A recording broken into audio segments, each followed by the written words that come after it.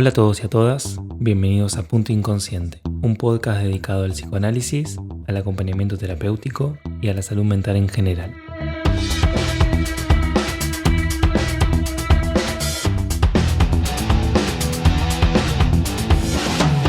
Hoy vamos a trabajar corrientes en psicología, el conductismo y la teoría cognitivo-conductual.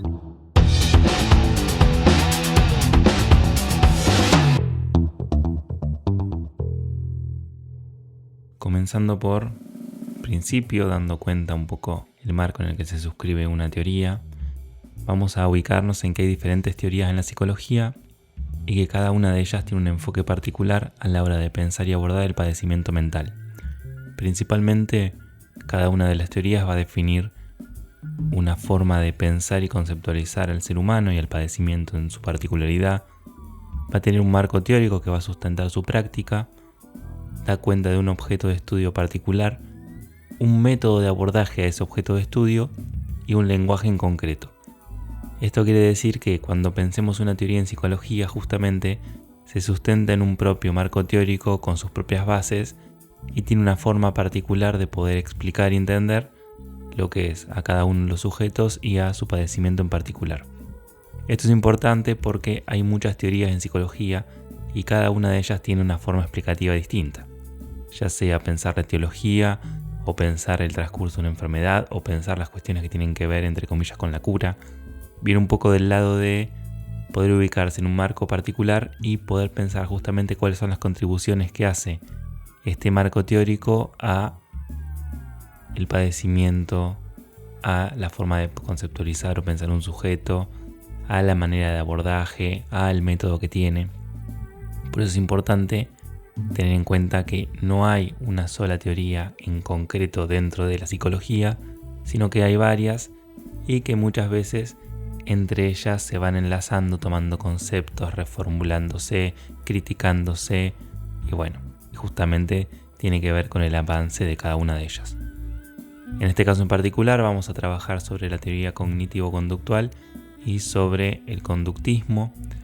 Vamos a dejar el psicoanálisis para un episodio más en particular porque es mucho más amplio, es el marco justamente en el que yo sustento mi práctica también, por lo cual la idea sería poder tener un programa solo y hacer un poquito más explícita algunas cuestiones que quizás se trabajarían muy rápido y no se le daría el desarrollo que me gustaría.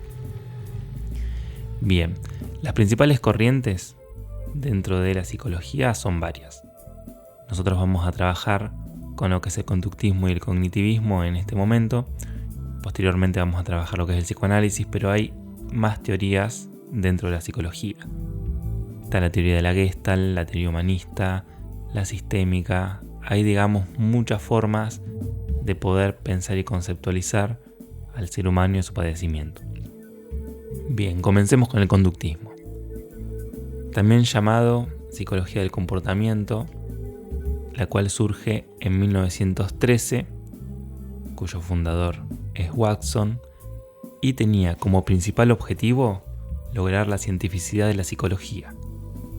¿Qué quiere decir la cientificidad de la psicología? Bueno, en esa época justamente estaba marcada por un paradigma positivista, en el cual justamente era la única forma de pensar que la ciencia avanza. Justamente desde el positivismo se espera que haya pruebas, se espera que haya evidencia, se trabaja mucho con lo empírico, con los resultados, con el lugar de la predicción, con la estadística. Justamente el conductismo viene un poco a responder esa demanda de la época para poder empezar a tener un estudio más sistemático y concreto sobre, se imaginarán por el nombre, la conducta.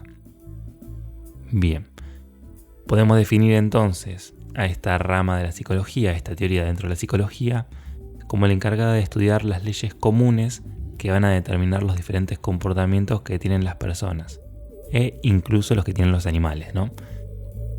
Como bien les decía, se enfoca en la conducta que puede ser observada. Esto es importante, porque vamos a ver después, por ejemplo, con otras teorías, que hay algo de esa conducta observada que no siempre se puede abordar de manera directa. En este caso, se prioriza y es justamente la razón de pensar lo objetivo por sobre lo subjetivo. Esto de justamente ver en la observación un patrón, una forma de pensar y entender justamente el psiquismo, ¿no? Como les decía, su fundador fue Watson y el objeto de estudio, en este caso, tenía que ser el comportamiento humano, ¿no? Tanto observándolo como analizándolo en la interacción entre individuos, entre distintas personas y en su ambiente, en su entorno particular. El método que utilizaba, un poco pensando, ¿no? Hay un objeto de estudio, en este caso el comportamiento, hay un método para llevar a cabo ese estudio y el método es el experimental, ¿no? Son pruebas de laboratorio que justamente lo que buscaban eran poder ver cómo una persona o un animal reaccionaba ante un estímulo y lograr conocer justamente de esta forma cómo trabajaba su mente, ¿no? Ustedes van a ver que hay un esquema estímulo-respuesta en esta teoría, porque justamente se esperaba que ante determinado estímulo haya una determinada respuesta. Como se imaginarán, no es la misma respuesta y la misma predecibilidad que puede llegar a tener el comportamiento en un animal que el comportamiento en una persona. Esto lo vamos a ir pensando en un ratito, ¿no? El antecedente directo, obviamente, que tiene esta corriente tiene que ver con los diferentes estudios que se hicieron en animales y que posteriormente se extrapolaron al estudio con el comportamiento humano. Muchas de las pruebas, por ejemplo, que hace la medicina responden a este modelo, ¿no? Primero la experimentación en animales, en ratas, posteriormente la inclusión a los seres humanos.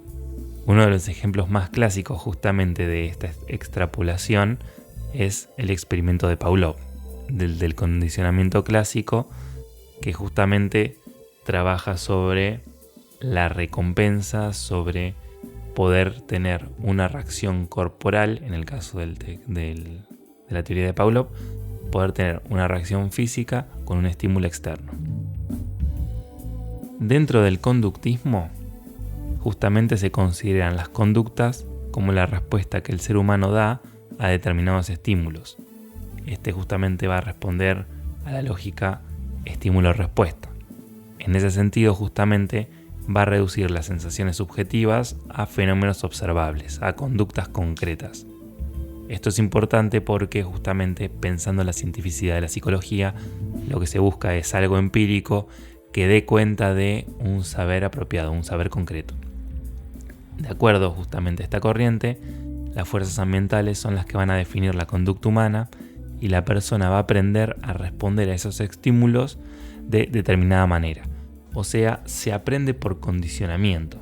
Esta es la importancia que tiene para el conductismo el ambiente, un ambiente que justamente muchas veces funciona como estímulo para determinada respuesta. En este mismo sentido, para el conductismo justamente el parámetro de normalidad sería poseer o tener un amplio espectro de respuestas adaptativas que nos permitan responder de una manera adaptada a las demandas del ambiente. Piensen que una respuesta adaptada sería una respuesta correcta. Generalmente esa respuesta correcta refiere a una respuesta socialmente acorde, ¿no? Entonces, pensando en ese sentido, lo normal tiene que ver con el aprendizaje de las respuestas desadaptativas o el fracaso en el aprendizaje de esas respuestas adaptativas, ¿no? Lo normal tiene que ver con no tener una respuesta adecuada según lo que se espera dentro de este marco a partir del ambiente, ¿no? Ante un estímulo concreto. Esto es fundamental porque el parámetro de normalidad justamente tiene que ver con la conducta, con la respuesta ante un estímulo. A partir, obviamente, de estas consideraciones que estamos trabajando, de este desarrollo teórico, se desarrolla una terapia que es del comportamiento y que justamente lo que trata es de enseñarle a una persona a emitir respuestas que sean adaptativas ante estímulos que anteriormente le provocaban respuestas inadaptadas. Esto sería, un lugar de pasar de lo anormal a lo normal. ¿Cómo se pasa?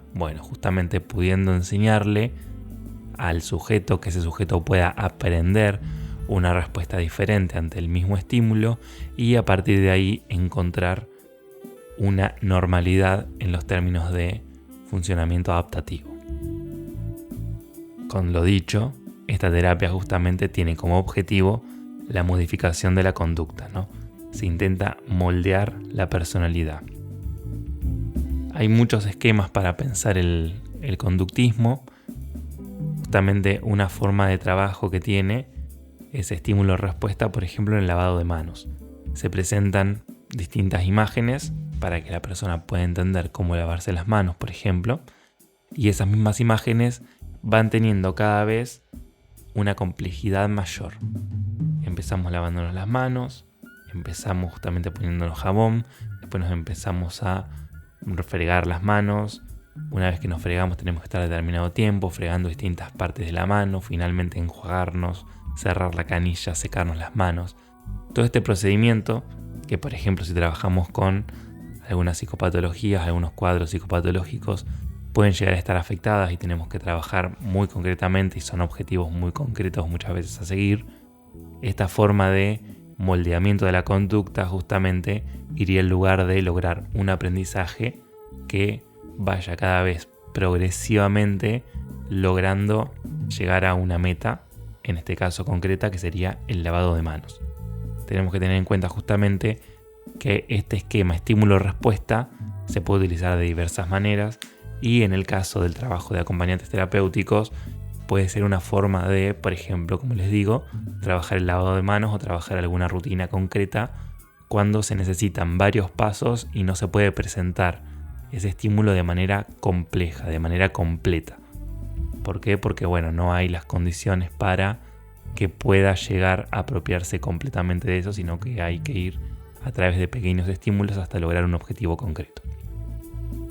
Esto que les estoy comentando justamente tiene que ver con ese lugar de el modelado y el moldeado dentro de esta teoría, que justamente parte de una conducta global que se quiere instaurar, el lavado de manos por ejemplo, y se van reforzando con distintas aproximaciones que son sucesivas a esa conducta, la forma en la que se quiere lograr esta adquisición. O sea, se pasa de una fase a otra, reforzando siempre la última con la que se llegó y posibilitando la entrada de una nueva. En este sentido, se especifica una meta, se establece un punto de partida y se planifican las distintas aproximaciones que se van a hacer para lograr llegar a esa conducta.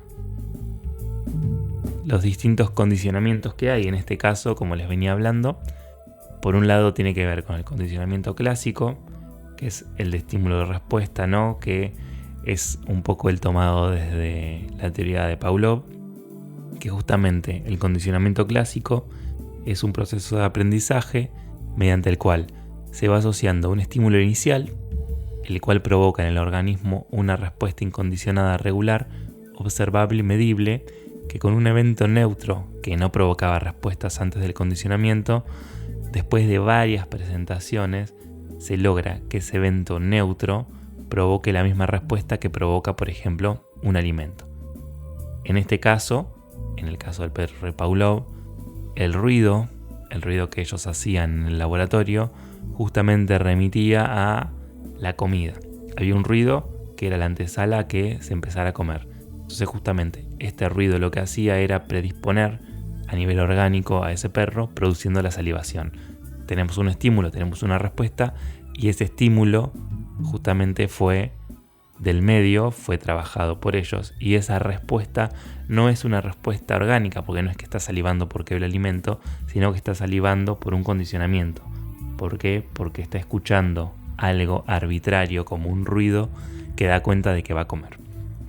Finalmente, el condicionamiento operante, que es otra forma de condicionamiento, que justamente lo que hace es trabajar desde un proceso, podríamos decir, de aprendizaje, por el cual una acción en particular es seguida por algo deseable o por algo no deseable. Esta lógica es la lógica de castigo-recompensa, en la cual si se tiene una acción que se quiere reforzar, que se ve adaptada, que se ve adecuada, que se ve normal en estos términos, justamente se hace un refuerzo positivo, se da una recompensa, y en el caso contrario, que esto no se logre, vamos a encontrarnos con un castigo o que no haya una recompensa. Justamente responde a esto, al condicionamiento operante.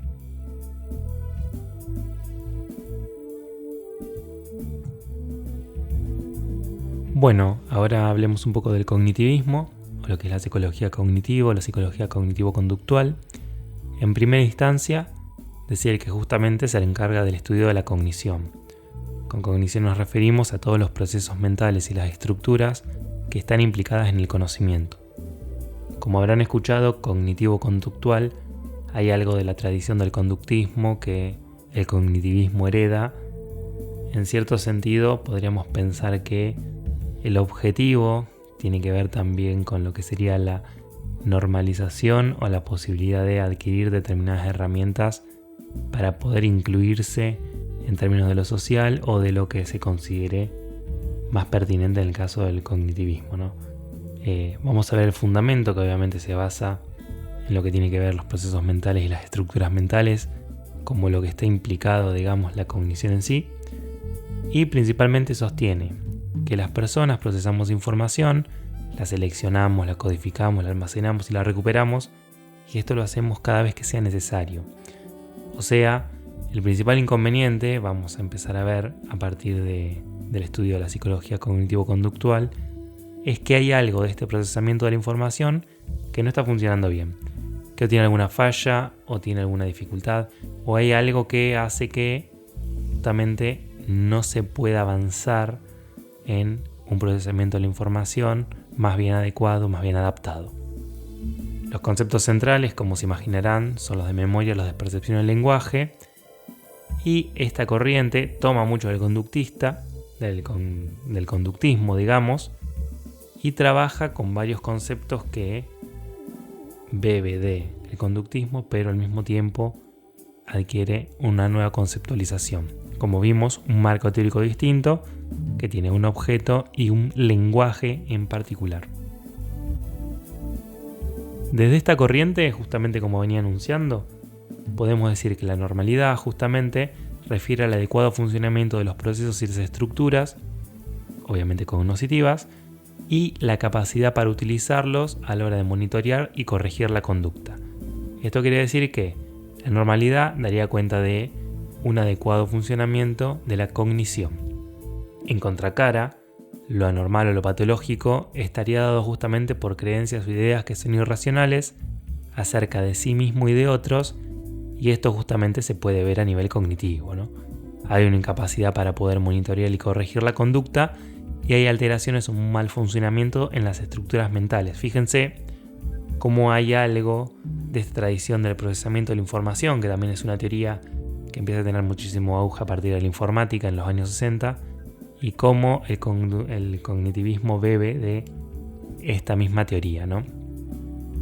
Pensando en lo que hace la terapia cognitivo-conductual, en el trabajo propiamente dicho, justamente lo que busca es enseñar a reconocer los estilos de pensamiento que predisponen a que lleguemos a conclusiones que son poco útiles para nosotros, o sea, pensamientos disfuncionales.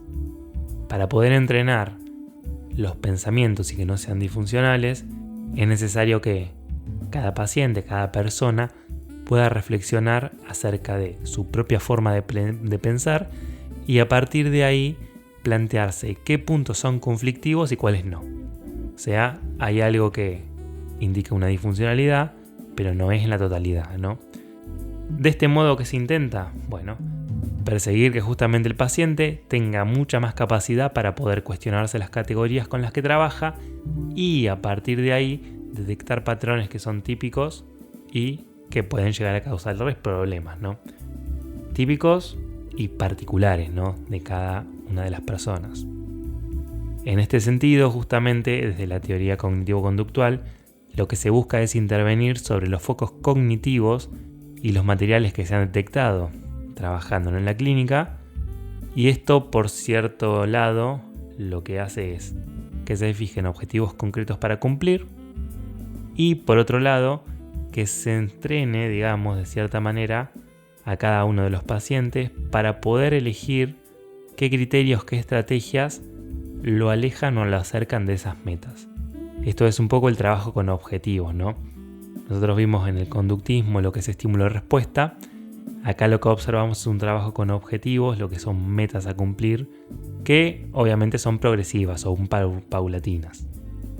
Bueno, para cerrar con el cognitivismo, y haciendo, ¿no?, un paralelismo también con lo que venimos trabajando, hay varias cuestiones que se repiten o que son similares en ambas teorías, ¿no?, en el conductismo y en el cognitivismo, principalmente el concepto de normalidad, que ofrece algo de esta disfuncionalidad, ¿no?, y que justamente juega un rol negativo a la hora de pensar los componentes adaptativos al medio. En cierto sentido, pensarlo como una disfuncionalidad da cuenta de que hay una funcionalidad, hay una forma normal de hacer las cosas, y justamente desde el cognitivismo, de la psicología cognitivo-conductual, se busca que cada paciente pueda encontrar la forma de acercarse progresivamente a eso que interfiere en su funcionamiento mejor o peor con respecto a lo social y con respecto a sí mismo, ¿no? A sí mismo. Bueno, hasta acá entonces lo trabajado sobre teoría cognitiva y teoría conductista. Espero que les haya servido, les haya gustado. La idea para un próximo programa justamente es trabajar más concretamente el psicoanálisis, pudiendo pensar algunas características centrales que hacen a su marco teórico y justamente pudiendo dedicarle un programa más extenso, porque justamente es una teoría, como les digo, a la cual suscribo y la que es bastante más amplia o tengo mucho más conocimiento, obviamente. Así que nos vemos en el próximo programa, espero que estén bien. Adiós.